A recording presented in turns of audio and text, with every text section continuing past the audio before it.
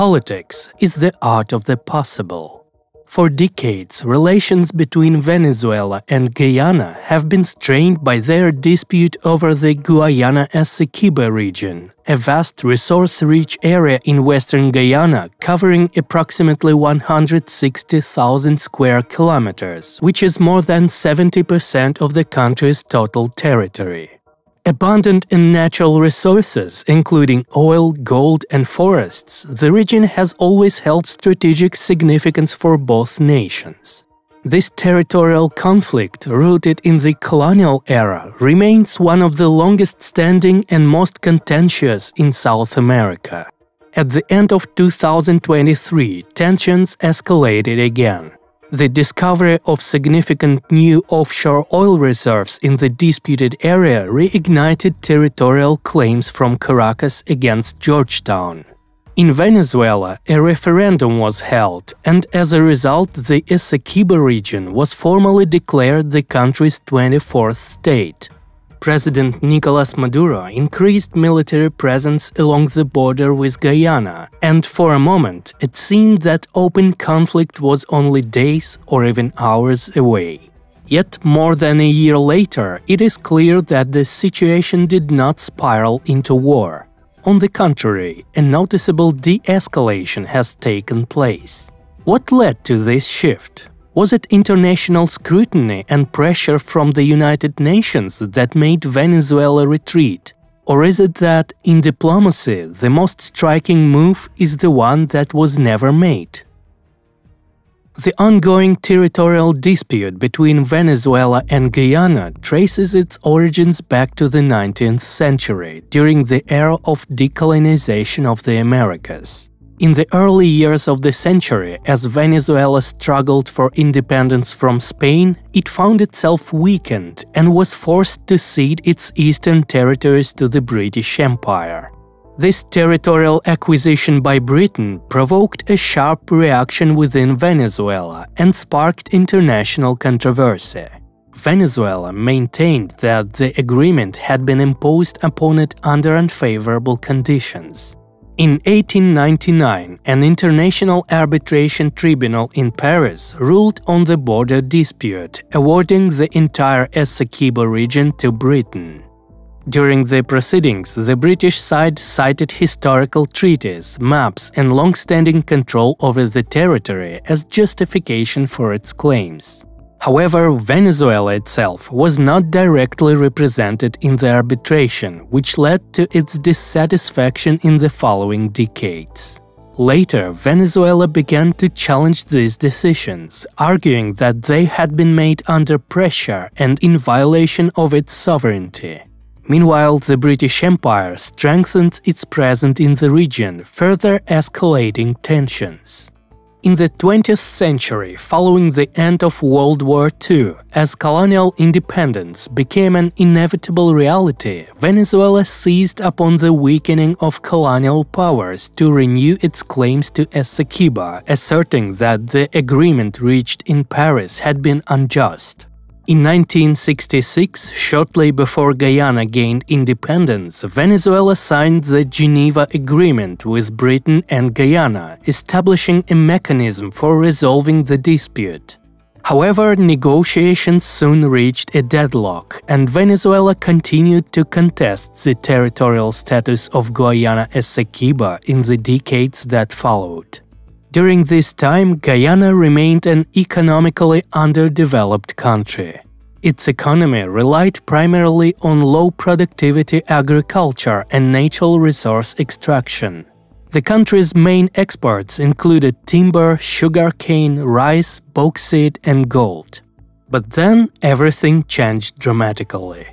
Being one of the poorest nations in South America and lacking a developed industrial sector, Guyana was unable to exploit its natural resources independently and thus entered into contracts with foreign companies for resource extraction. In 2015, one such company, American oil giant ExxonMobil, discovered over 30 high-quality offshore oil fields in Guyana. Preliminary estimates placed their reserves at no less than 11 billion barrels, one of the highest per capita figures at the time. This meant that Guyana could maintain steadily increasing oil production for the next 40 years. The discovery drastically altered the Guyana's position on the international stage. Almost overnight, the country transformed from a forgotten piece of the world into a focal point of global interest. ExxonMobil, along with British firm Tullow Oil, Chinese state-owned CNOOC Limited, French TotalEnergies, and other major players in the oil sector rushed to stake their claim in Guyana's oil boom. When production began in 2019, daily oil output stood at approximately 120,000 barrels. In just 3 years, it tripled to 360,000 barrels per day in 2022. Projections indicate that in 2025, output will surpass 750,000 barrels per day, and in 2027, it could reach 1 million barrels per day. This rapid expansion in oil extraction also triggered dramatic shifts in Guyana's economic growth rates.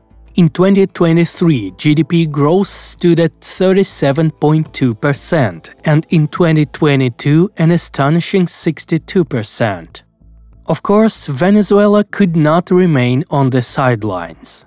Viewing this international collaboration as an encroachment on its territory and resources, it reignited the long-standing territorial conflict with renewed intensity. Tensions reached their peak by the end of 2023, when, in addition to the already discovered 11 billion barrels of oil reserves, another 4 billion barrels were found. The Venezuelan armed forces increased their presence along the border with the Essequibo region. On December 3, President Nicolás Maduro held a nationwide referendum addressing several issues: rejecting the International Court's ruling on the border, establishing the state of Guyana Essequibo as part of Venezuela, granting Venezuelan citizenship to residents of the region, and expressing a willingness to defend the territory by any means necessary, at any cost. According to the official results, more than 95% of those who participated in the referendum supported all measures. Maduro issued an ultimatum to foreign companies operating in Essequibo, demanding that they cease operations within 3 months or face a boycott. He also ordered the distribution of new maps of Venezuela, marking Essequibo as part of the country, symbolizing its official recognition as Venezuela's 24th state. Maduro declared that Guyana posed a serious threat to bilateral relations, signaling the seriousness of the situation and Venezuela's readiness to engage in open military conflict with Guyana within weeks or even days. However, that never came to pass. Venezuela vastly surpasses Guyana in terms of land area, population, economic size, and military strength. Thanks to its close cooperation and support from Russia, which began as early as 2005, as well as from China, Venezuela's armed forces are equipped with modern weaponry and aviation. When comparing the nominal capabilities of both sides, the outcome of a military conflict appears predetermined. In case of an invasion, Venezuela could swiftly advance deep into Guyanese territory, employing heavy military equipment and air support. Guyana would be left powerless, forced to watch as the majority of its land was stripped away. However, in reality, the situation is more complex than raw statistics suggest. The very forces of nature stand as the first line of Guyana's defense. Although the mountain ranges that flank the country are not an insurmountable barrier for ground troops, let alone for air forces, they would significantly slow down an invading army, depriving it of the element of surprise. These natural obstacles would severely complicate Venezuela's supply lines and military logistics as a whole. The name Guyana itself means land of many waters in the local language. Around 90% of its territory consists of impenetrable jungles crisscrossed by fast-flowing rivers or covered in swamps. In such an environment, armored vehicles lose much of their strategic advantage, and across a vast front, an advancing army may become bogged down in natural obstacles before even engaging in a battle. As a result, the possible routes for an invasion are reduced to just a few narrow corridors passable by tanks and armored vehicles. This scenario creates nearly perfect conditions for the defending force to wage a guerrilla war.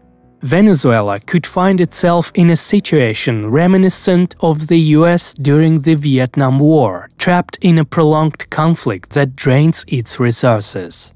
And that is the last thing Nicolás Maduro needs amid an already fragile domestic political situation. Guyana has received broad international support in preserving its sovereignty. On December 6, 2023, it formally appealed to the United Nations Security Council, requesting a cession on its territorial integrity and emphasizing that Venezuela's actions violate international law and threaten regional peace. In today's world, international legal norms and rulings from global courts may often seem like mere formalities, and perhaps they frequently are. But not in the case when interests of world's largest oil companies and decades of immense profits from oil extraction are at stake. Major global players such as the United States and the United Kingdom immediately voiced their support for Guyana, viewing it as a promising strategic partner. The Pentagon has repeatedly expressed its readiness to defend Guyana's sovereignty, making any direct military aggression by Venezuela an extremely risky endeavor. Just one day after Venezuela's referendum on December 7, 2023, US Secretary of State Antony Blinken reaffirmed Washington's support for Guyana's territorial integrity and sovereignty, announcing plans for joint military exercises with the country. Guyana's other neighbor, Brazil, also pledged comprehensive support. Territorial disputes between Guyana and Brazil were resolved in the early 20th century, and the two nations have maintained a long history of friendly relations and cooperation. In November 2023, military officials from both countries met for joint exercises, after which Brazil began deploying troops near its border with Venezuela in anticipation of a potential Venezuelan ground invasion. Brazil has a vested interest in cooperating with Guyana, particularly in utilizing Georgetown's port, but even more so in preventing a significant increase in Venezuela's regional power. If Venezuela were to launch a military campaign, it would find itself virtually isolated, receiving little to no external support.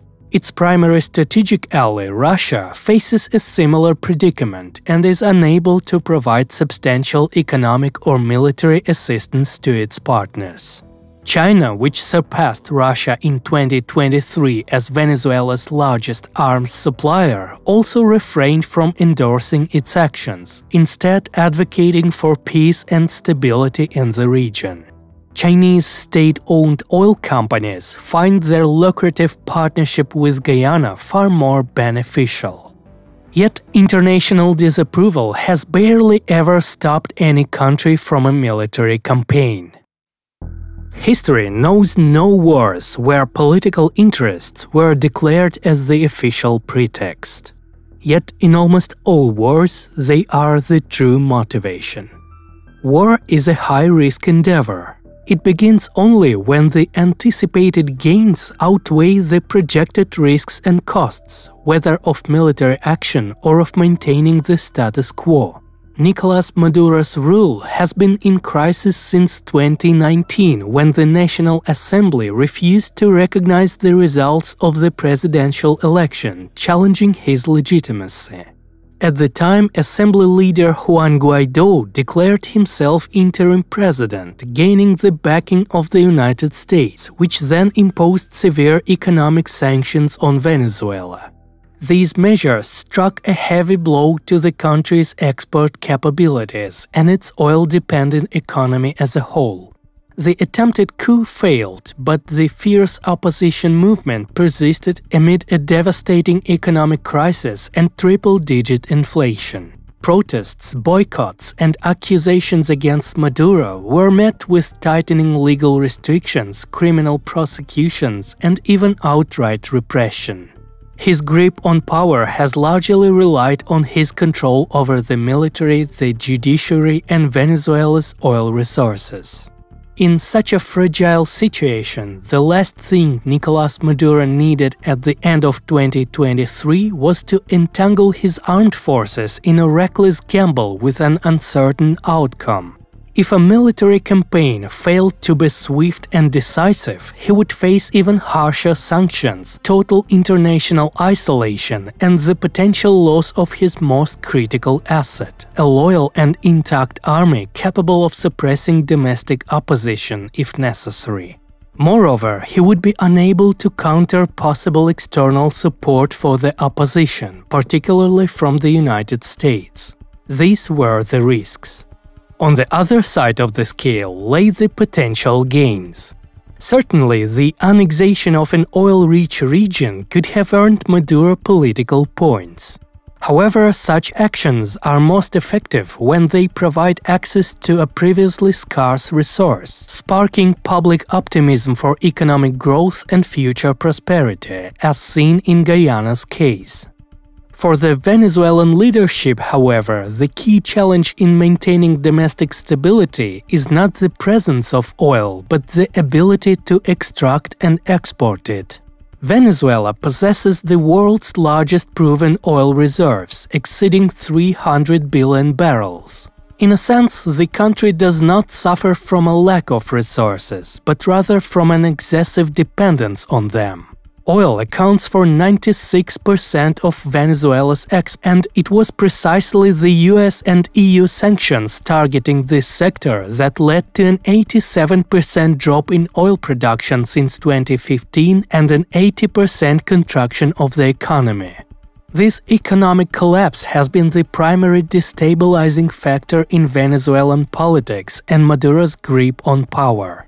Had he launched a war, he would have gained a relatively minor resource boost, only to see it wiped out over decades by the destruction of infrastructure, the enormous costs of war, and a renewed surge in inflation.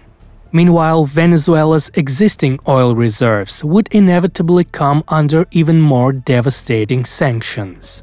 These risks appeared utterly unjustifiable, especially with the 2024 presidential elections approaching, an event bound to trigger a new wave of opposition activity, mass unrest and demonstrations. By invoking rhetoric about ancestral lands and historical justice, he sought to rally Venezuelan society around him, and to a large extent succeeded. The threat of war is a tool of negotiation and leverage, keeping the opponent on edge and extracting concessions. By brandishing the specter of conflict, one maintains control over the situation, or at very least over its level of escalation, thus holding the initiative. But such a strategy remains effective only as long as the threat remains a threat, retaining its coercive potential without crossing into actual warfare. Nicolás Maduro understands this perfectly. In 2024, Venezuela deployed its armed forces and naval vessels to the Guyanese border, citing the need to defend national sovereignty. Yet, despite the aggressive rhetoric, Venezuela lacks the resources for a real military conflict.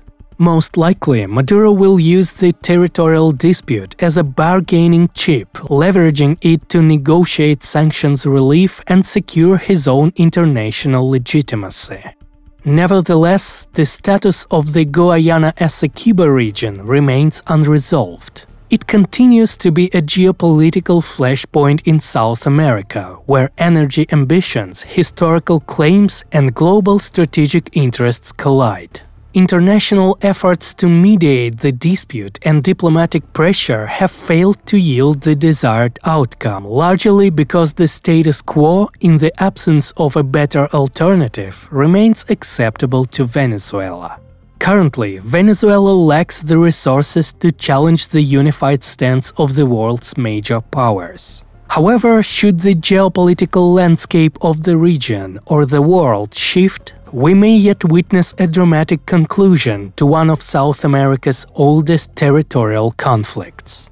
Until then, Venezuela will remain a testament to the idea that patience is the art of hoping.